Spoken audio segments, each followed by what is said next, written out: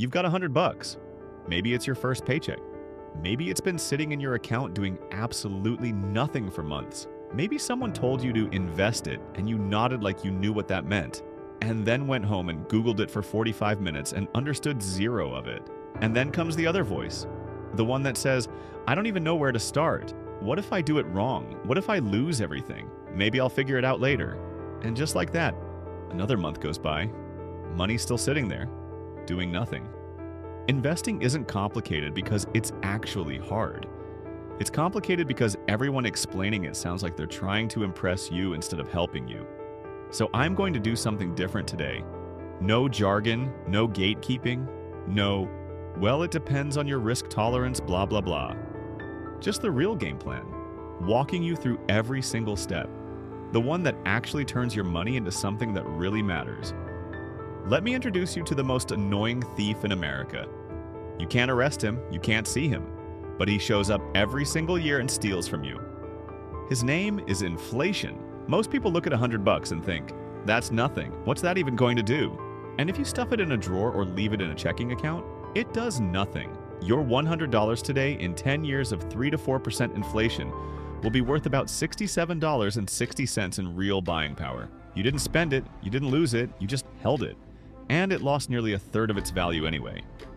The same $100 invested in an S&P 500 index fund for 10 years at 8%, which is the historical average annual return of the US stock market over the last 80-plus years, makes $215.90. And if you invest $100 a month in the same index funds, you make approximately $150,000 in about 30 years. So here's what I'd do first.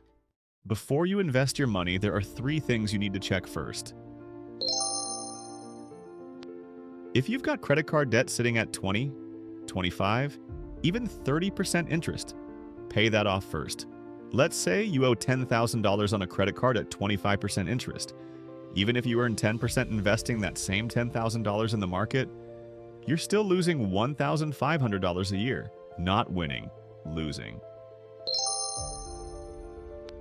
You don't need 6 months of expenses saved before you can actually start investing, but it is best to build at least 3 months of expenses as an emergency fund. Since investing is a long-term journey, when life throws something unexpected at you, you should not be forced to sell your investments at the worst possible moment just to cover an emergency. Before investing, you need to make sure your income and spendings are stable. Before you invest a single dollar, you need to know what you can actually invest each month. What can you consistently put in every month without putting yourself under pressure? Even if it's $25, even if it's $50. Opening an investment account in 2026 takes less time than setting up a new Instagram. Fidelity, Charles Schwab, Vanguard, any of these work. They're free to open, beginner-friendly, and you can start with as little as $1. Most people begin investing without any goal and time horizon. They just invest because someone told them to. Then when the market dips, which it always does, they panic and sell. So before you put a single dollar in the market, ask yourself, what am I actually investing for? Invest only if you want to keep investing consistently for 5 years or more, because the longer your money stays invested, the more time it has to grow. If you need the money in under 5 years, keep it in a high-yield savings account instead. Okay, so you've got your account open. You've transferred your first $100 in, and you're ready to actually invest. But the question is, where does the money go first? Individual stocks, ETFs, crypto, mutual funds, where? For most first-time investors, and honestly for most investors, there is one type of investment that cuts through all the noise. It's beginner-friendly, it's battle-tested, and some of the wealthiest investors alive use it as their primary strategy. Index funds. An index fund is simply a basket of stocks that tracks a market index, like the S&P 500, which includes the 500 largest U.S. companies. When you invest in an S&P 500 index fund, you're instantly owning a piece of Apple, Microsoft, Nvidia, Amazon, Google, and 495 other companies, all at once, with one purchase. You're not betting on one horse, you're betting on the whole race, and the fees, shockingly low. One more thing, and this is the one most people don't prepare for emotionally. The market is going to drop multiple times. It's happened 19 times in the last 150 years. The Great Depression, the dot-com crash, 2008, COVID in 2020.